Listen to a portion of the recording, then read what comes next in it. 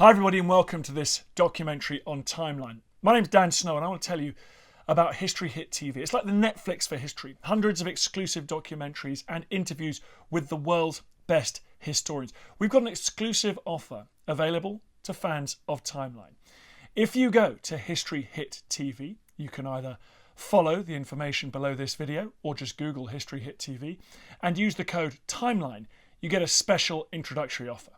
Go and check it out. In the meantime, enjoy this video.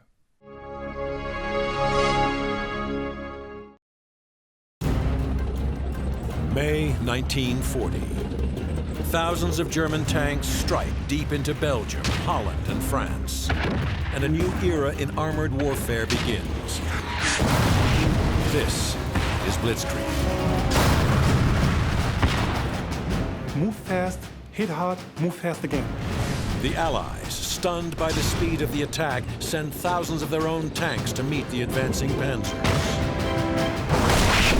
Once that armor starts rolling, it's damn difficult to stop it. For the first time in history, two giant armored forces clash. It becomes one of the greatest tank battles of the Second World War. There was fire everywhere, huge fireballs. We were absolutely blinded. At stake is nothing less than the fate of Western Europe. The situation is now absolutely desperate. This is the Battle of France.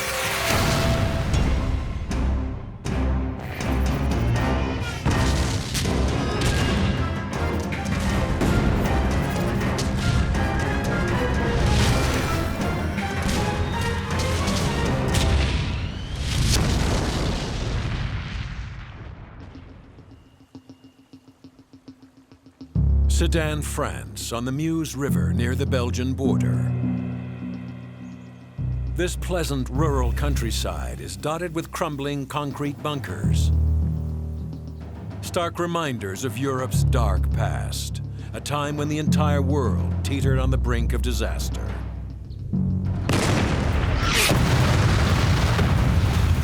September 1st, 1939.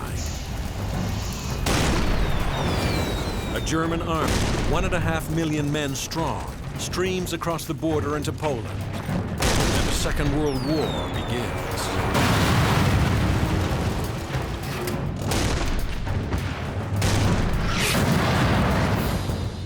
Already, Hitler's forces have annexed or conquered large swaths of Eastern Europe. In the spring of 1940, he turns his attention to the West. But the Western Allies are ready. Since the fall of Poland, France and Britain have been building defensive fortifications, stockpiling ammunition, and massing men and machines in Western Europe. The Allies believe they are ready for the inevitable German invasion. By May of 1940, they field almost 3.5 million men, 14,000 artillery pieces, and 3,600 armored vehicles. A formidable defensive force that outnumbers and outguns the Germans. For their invasion, Germany has assembled 2.4 million men, more than 7,500 artillery guns, and only 2,500 tanks. Under conventional military doctrine, the attacker should always be stronger than the defender, but the German plan is anything but conventional. Their plan calls for 10 panzer divisions to charge west across a 400-kilometer front, with the main attack driving through the Ardennes forest. Their goal: surprise, divide, and destroy the Allies. The hilly, rugged Ardennes is considered poor terrain for tanks. Here, heavy armor can get bogged down in the deep woods and gullies. It's one of the most unlikely places for a panzer attack, and for that reason, it's perfect. At no point the French High Command was prepared to suffer an attack in the Ardennes. The speed and ferocity of the German attack catches the Allies off guard. Still clinging to military tactics of the First World War, they are ill-prepared for General Heinz Guderian's new form of mobile armored warfare, the Blitzkrieg. Guderian and all the young panzer generals, they understood that speed and mobility and confusion are the key elements of this strategy. Creating a center of gravity, breaking through, piercing through it, then break out and create confusion and terror so the enemy's army collapses.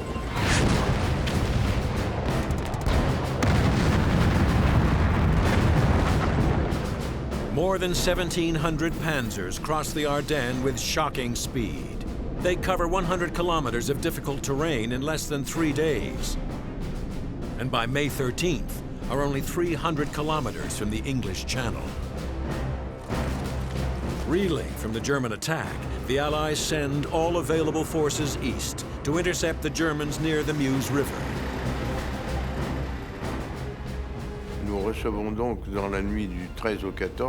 We receive urgent orders to rush forward and counterattack the Germans that had crossed the Meuse. We had to stop them and throw them back across the river to the other side. Spearheading the Allied counterattack and rushing headlong into the rapidly advancing panzers are 36 French light tanks. The FCM-36 is well protected by 40 millimeters of frontal armor. But its short-barreled 37mm main gun is designed primarily for infantry support and is all but useless against Guderian's tanks.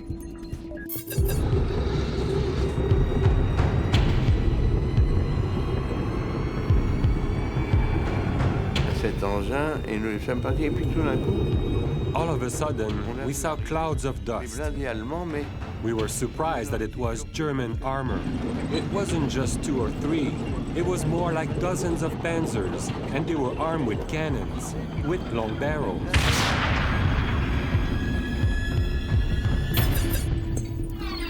Advancing towards the French are dozens of the formidable Panzer Mark III.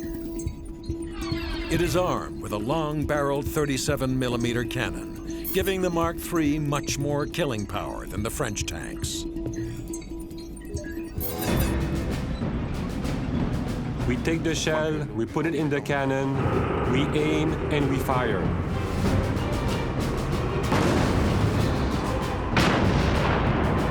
We don't have time to think.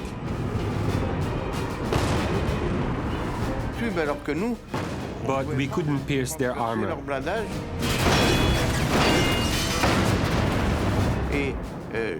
I saw some of my comrades get hit first.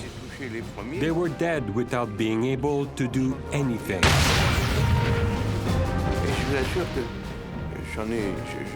It's awful to think that there's nothing you can do to help them.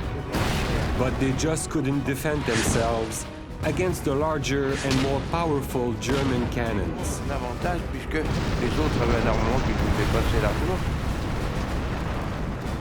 The FCM-36 were no match for the panzers. The main drawback was armament, which was a short gun, which was almost useless against German armor.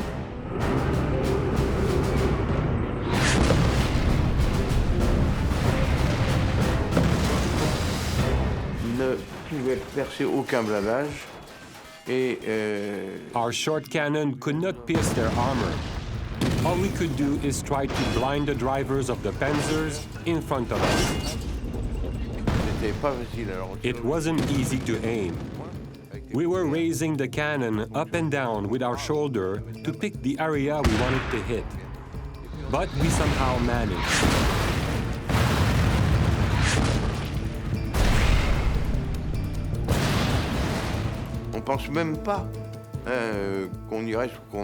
We don't even think if we're going to make it or not. We have to do what we can with what we have. That's all. If we get killed, then so be it.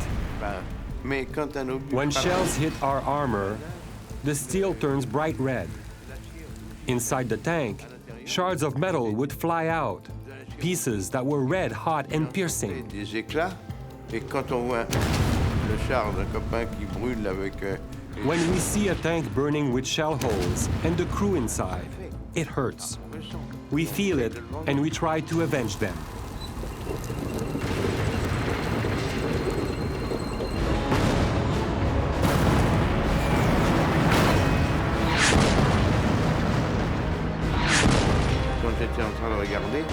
While I was looking, a German shell hit our turret. It didn't go through, but it shattered the periscope and it fell on me, knocking me out.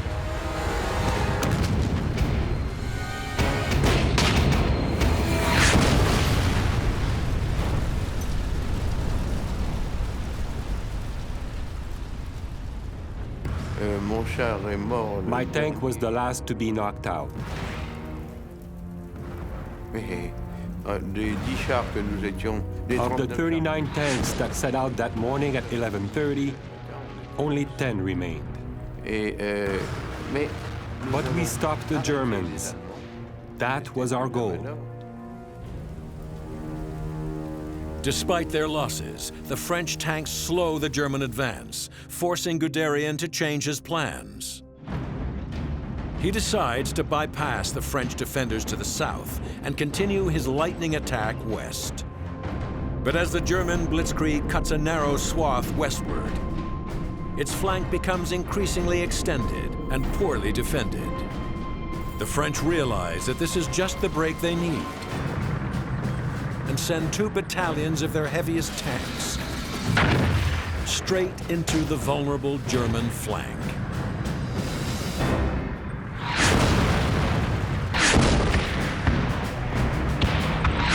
May 10th, 1940.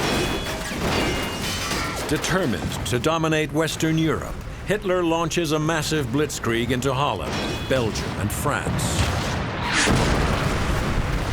The Blitzkrieg, from a German point of view, was just the war of movement. They always tried to move fast, hit hard, move fast again. And create confusion and terror in the backland of the enemy, so the enemy's army collapses. In just 3 days, the Germans advance more than 100 kilometers through the Ardennes forest. And the Allies, caught off guard, send all available forces east to meet the onslaught. Although their light tanks are outgunned and they sustain heavy losses, the French manage to blunt the German attack, forcing them to change their plans and proceed with their advance to the west. Guderian's panzers cut a 30-kilometer swath deep into France, but at a cost. His flanks are now overextended and vulnerable. On May 15th, the French attack the Germans' left flank, aiming to capture the strategic high ground at the French village of Stonne. The small village of Stonne was crucial. It was crucial for the Germans to hold it, to secure their bridgehead, and also their move westwards. For this critical battle, the French have deployed 68 of their most formidable weapon, the heavy Char B-1 BIS tank. The most feared Allied tanks for the Germans, I think the most feared is the French Char B-1, a massive bulking tank with 60 millimeters of armor. The Char B was the nightmare of the German tank crews. Les jours de combat, il faisait très beau. The day of the battle was very nice. It was ideal for us. We had great visibility from our tanks. We could see far into the fields. We had to go into Stonne on a scouting mission. But we didn't have a radio at the time, so we were on our own. We not only had to fight the Germans, but we had to prevent them from getting past us. Going up the hill, we didn't see anything. No sign or contact with the enemy. As we continued to advance, we still didn't see the enemy. So we had to keep our guard up while we moved forward. We first made contact when German machine guns on the water tower opened fire and started shooting at us.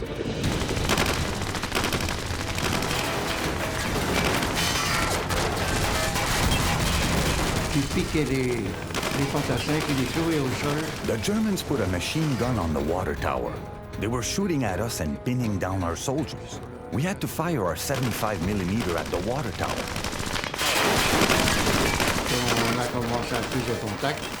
So I drove up to get closer. I had to get into position to fire on the machine gun nest so we could knock it out.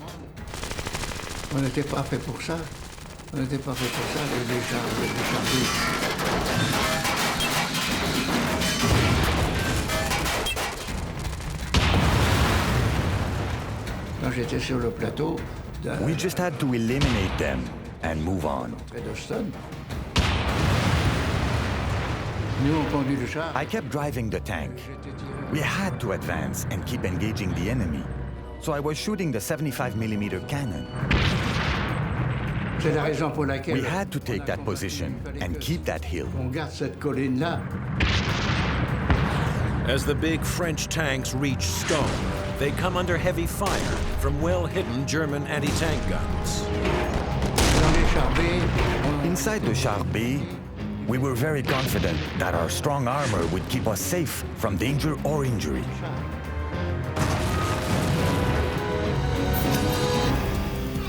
Nicknamed the Colossus, the Char B-1 is protected by 60mm of frontal armor, making it virtually impregnable. Combined with its incredible firepower, the Char B-1 is the most powerful tank on the battlefield. And the deadliest foe of the German anti-tank gunners. The fire from 3 heavy enemy tanks threatened to wipe out the platoon. At one point, one of the giants stood sideways. Our left gun commander spotted a small ribbed surface in the middle of the enemy tank side. Apparently a kind of radiator. He aimed at it.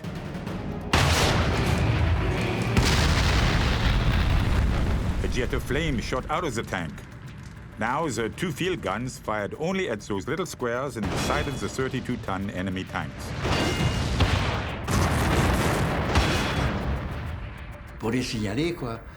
At that moment, I decided to release a smoke shell so we could escape from there.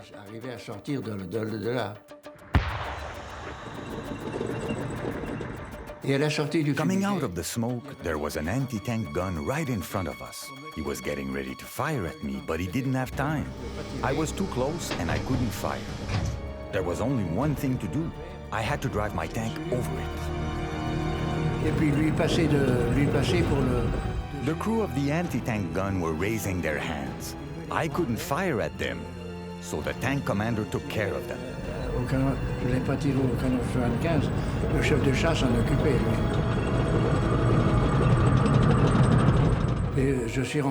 We left the village and went back to our base, lucky to be in one piece. The French flanking attack at Stonne fails, and Guderian's panzers continue to push through the Ardennes, virtually unchecked. To Guderian's north, at the spearhead of the German advance, is the elite 7th Panzer Division, led by Germany's most famous panzer commander, Erwin Rommel. By May 14th, Rommel and his tanks reach the Belgian village of Flavion, their last obstacle before the flat, open country leading to the English Channel. If they can break out here, Rommel's highly mobile panzers will be just a few days from the coast, threatening to split the Allied armies in half.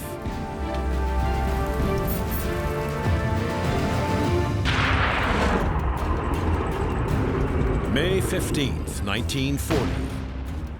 It's been 5 days since the beginning of Hitler's invasion of France, and his mighty panzer divisions have already bludgeoned their way 150 kilometers through the rugged Ardennes.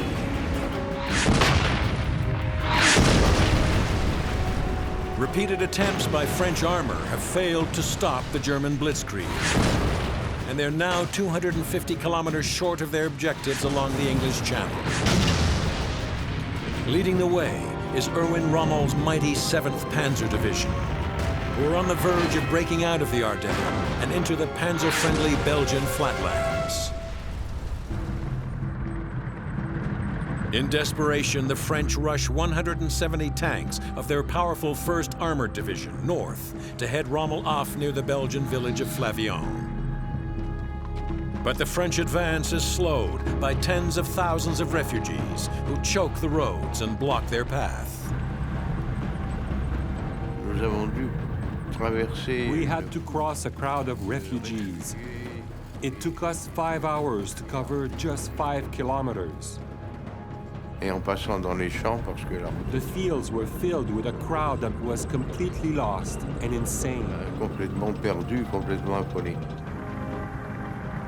Bit by bit, the French managed to push through the human chaos and finally reach Flavion. The French tankers are exhausted and now critically short on fuel. As the French rest and wait for resupply, they are spotted by the 7th Panzer's advance guard. It's more than Rommel could have hoped for. Before him, and completely unaware of his presence, lies the French 1st Armored Division. Rommel splits his panzer force in two and moves them into position on either side of the oblivious French tanks. His deadly trap is now set. Any encounter between German and Allied tanks has got to have been a surprise, and usually the result of those battles, as much as anything else, is just like a Western gunfight. It's the guy who keeps his cool and gets his shot off first. Hits ring against the armor on the left side. My driver shouts, "There's a tank by the edge of this wood." I realize then that the whole of our left flank is packed with German tanks.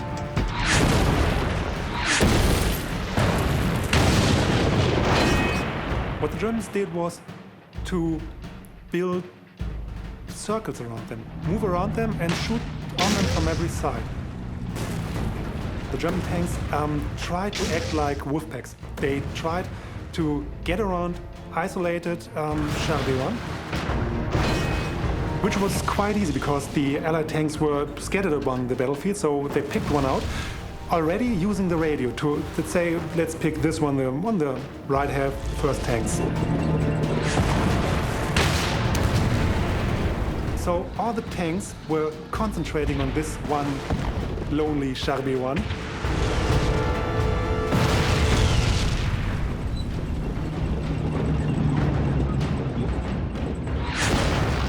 Surprised and low on fuel, the scattered French tanks are all but helpless against the Panzer ambush. After some minutes of battle, each French tank was fighting for itself. And at most for the tank on his left and the tank on his right. Red flashes and a crash on our armor. One shot strikes the side door, which bangs open, half mangled. Imagine, you are a tank commander. You are alone in your turret. You have to lead your tank. You also have to man your gun. You have to sight. You have to choose your enemy. You have to fire. And you have to do everything. You are like a tambourine man inside a coffin of steel.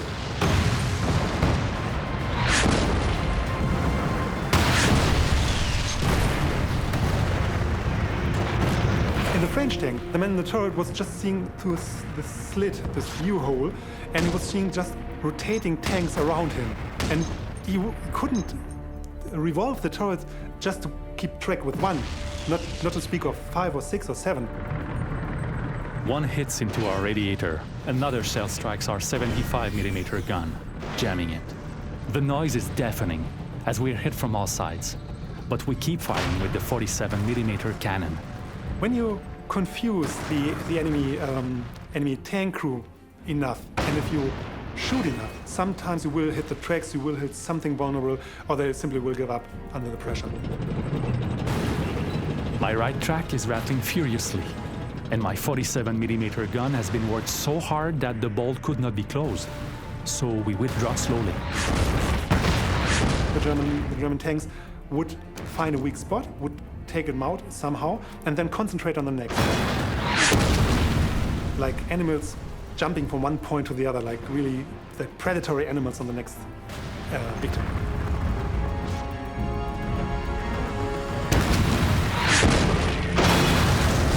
Flavion is a terrible place for the French tank force.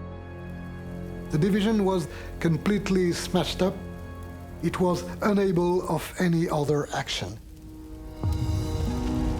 Rommel's attack destroys 2 entire tank battalions. And by the end of the day, the French 1st Armored Division, originally 170 tanks strong, is reduced to just 36. The victory at Flavion allows the Germans to break out of the rugged terrain of the Ardennes and into the tank-friendly country of Western Belgium. And they advance to the sea at full speed. Allied command scrambles to mount another counterattack against the ever-lengthening German flank.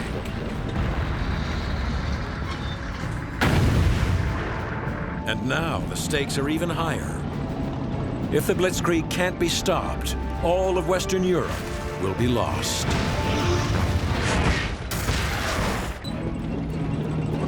May 1940. Allied armies fight to stop the German invasion of Western Europe, but it's a losing cause. After almost obliterating the French 1st Armored Division at Flavion, General Erwin Rommel's panzers break out into the open country of Western France and Belgium and race almost unopposed towards the English Channel. The French High Command, desperate to stem the German onslaught, quickly tries to reorganize their armored forces at Stonne. Their mission is to slice through the German southern flank and cut their lines of communication and supply. But 5 days of constant German attacks have taken a heavy toll on the French. Their army is racked by severe disorganization, and at the last minute they call off the attack. But in the confusion, the message doesn't reach the 49th Tank Battalion. And on May 15th at 5:30 p.m., without artillery or infantry support, they begin their advance towards the German line. With our 5 tanks, we emerged from the woods. We were surprised by an artillery barrage. But we had to go through it, although we couldn't see. There was fire everywhere, like huge fireballs and huge chunks of earth. We were absolutely blinded by it all. We got beaten up. We had to look for a way out. So at that moment, we began to assemble into line formation and throw ourselves into the attack.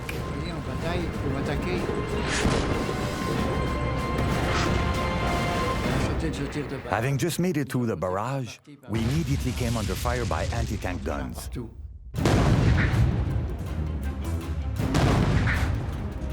The French have driven straight into a trap. A V-shaped killing zone where German anti-tank guns are positioned to catch the advancing tanks in a deadly crossfire. When an anti-tank gun fires at you, it makes a deafening noise. And when it hits, it leaves a mark inside the tank. It creates a weird effect. What I was afraid of is all the fuel we had inside at the time. We had 400 liters of gasoline. Never mind the 80 shells inside. If ever there was a fire or a spark in there, the tank becomes a bomb.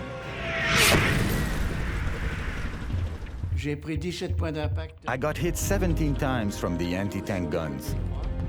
12 on the right and 5 on the front. When an anti-tank gun fires at you, it creates a long flame. So I was able to detect them like that. When I saw a flame, I turned around because I wanted to aim where it was coming from. They couldn't turn and run away. So I aimed and fired. I destroyed 3 anti-tank guns.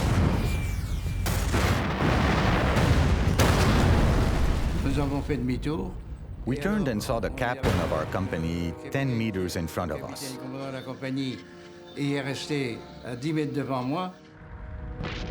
His tank had gone down a ravine and got stuck in a stream.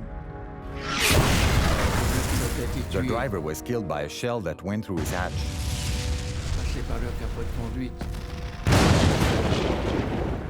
It's very different when you have comrades that are injured.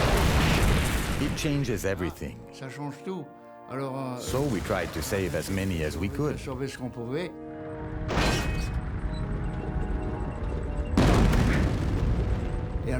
We turned around and there was another tank commander.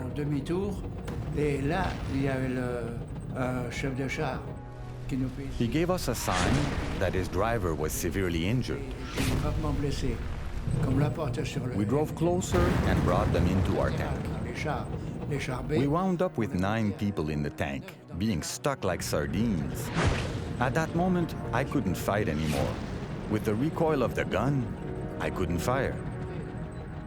So I drove to the forest to bring the wounded to the ambulance.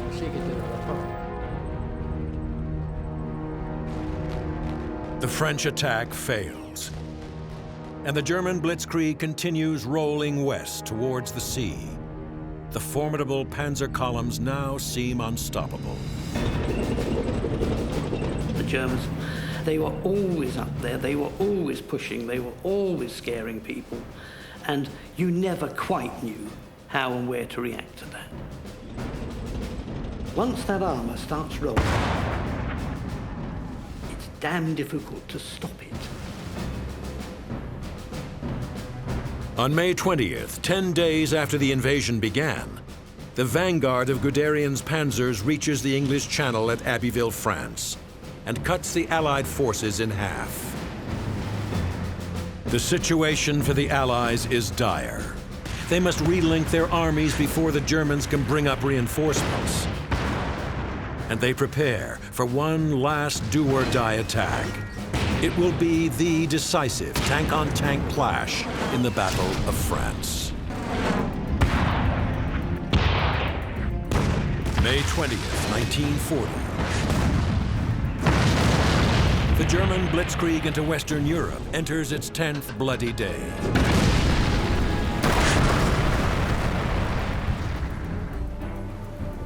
The vanguard of Guderian's tank force reaches the English Channel, cutting the Allied armies in half.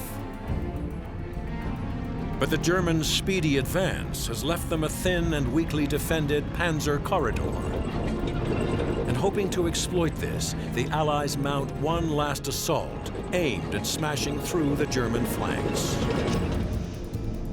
The plan, a pincer movement near the city of Arras, with British tanks attacking from the north and the French from the south.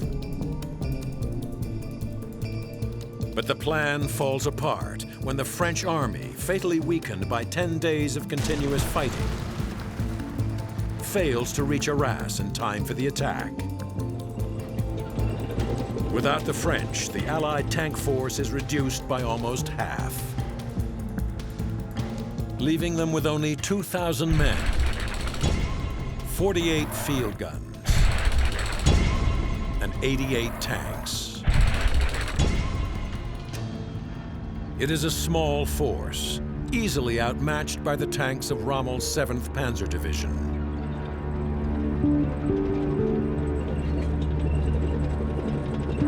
But the Allies realize time is running out, and despite the heavy odds against them, they launch their attack. I was stopped at a little village just outside Arras to join the tanks that were already out there. We had about 5 or 6 Matildas then, so we set off. We just kept going as fast as we could. We were told to shoot to kill. The Matilda II is equipped with a 2-pounder cannon, capable of destroying German armor at a range of 1,500 meters. But its most impressive feature is its 78 millimeters of frontal armor, making the Matilda II the best protected tank on the battlefield. The tank that was costing the most nerve on the German side was the Matilda. It wasn't fast, its gun wasn't so impressive, but the thick armor was impenetrable for everything the Germans had. The main anti-tank gun on the German side was a 37mm anti-tank gun. This proved so ineffective that it was called Army Knocking Machine. So because it didn't anything but knock knock and then the tank drove on, so that was the nickname for this gun.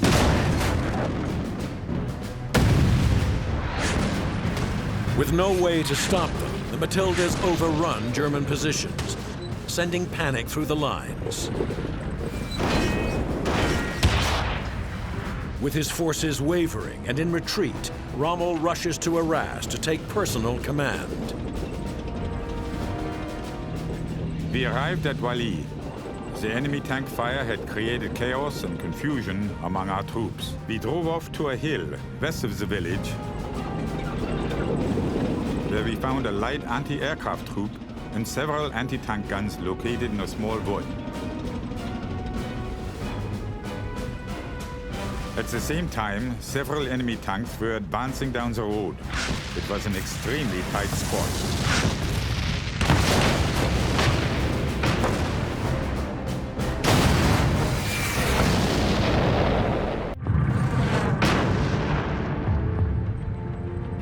May 21st, 1940. In a do-or-die bid to stop the Nazi invasion of Western Europe, the British attacked German positions in the French city of Arras. We just kept going as fast as we could. We were told to shoot to kill.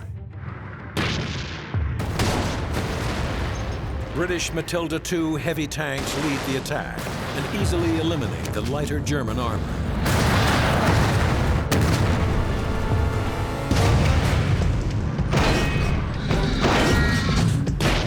Desperate to prevent a British breakthrough, Rommel deploys his 88mm anti-aircraft guns in a defensive line and orders them to fire at the advancing Matildas. Every gun was ordered to open rapid fire immediately. I personally gave each gun its target. When they brought the 88mm, they would go through any tank. The German 88mm Flak 18 gun was designed as a long-range anti-aircraft weapon. And when used against tanks, this high-velocity cannon can easily penetrate the thickest Allied armor, even at ranges of over 1 kilometer. So that was the only time I was bloody frightened.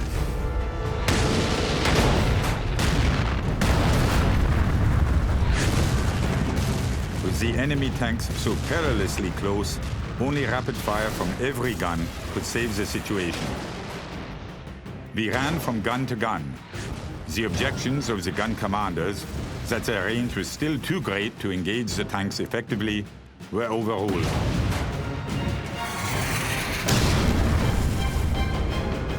All I cared about was to halt the enemy tanks by heavy gunfire.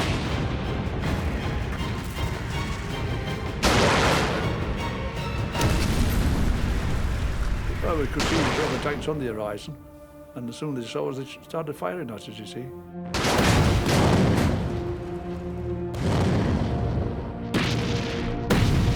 our tanks got blown up, you see, just like that. I can see him now, one of the tanks, backing up this road and shooting with his machine guns. Then that was it. Soon we succeeded in putting the enemy tanks out of action. We now directed our fire against another group of tanks attacking. Setting fire to some, halting others, and forcing the rest to retreat. I had a mate killed in one. He would have had his head shot off. Tank commander, he'd open visor, blown his head off. So that was a bit sickening then.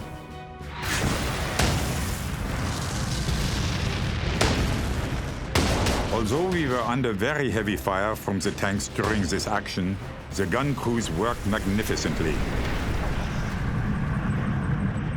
So that was retreat, right, retreat. That was the only where we got, retreat. Well, we couldn't, there's nothing else we could do. Rommel's victory at Arras is hard won. The Germans have sustained their heaviest casualties of the campaign, losing 30 panzers and more than 600 men. But the British have suffered far worse. Just 28 of the original 88 tanks make it back to their lines, and hundreds of men are killed and wounded. After Arras, and after the fighting in Western France, we have lost virtually all our tanks, all our anti-tank guns. As far as Britain itself is concerned, the situation is now absolutely desperate. German divisions reach the coast, and by June 4th, the last British troops evacuate France at Dunkirk.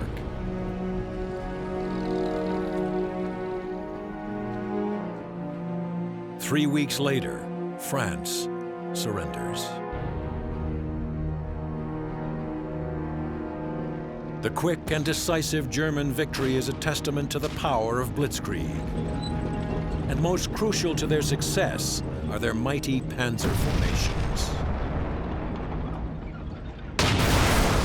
In 1940, the tank has come of age. The tank is now the leading player in the ground war.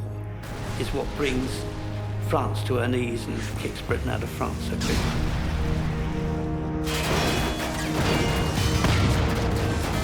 A huge number of soldiers have lost their lives for the defense of France, especially in the tank forces. All the men have fought fiercely with hope that their action would stop the enemy.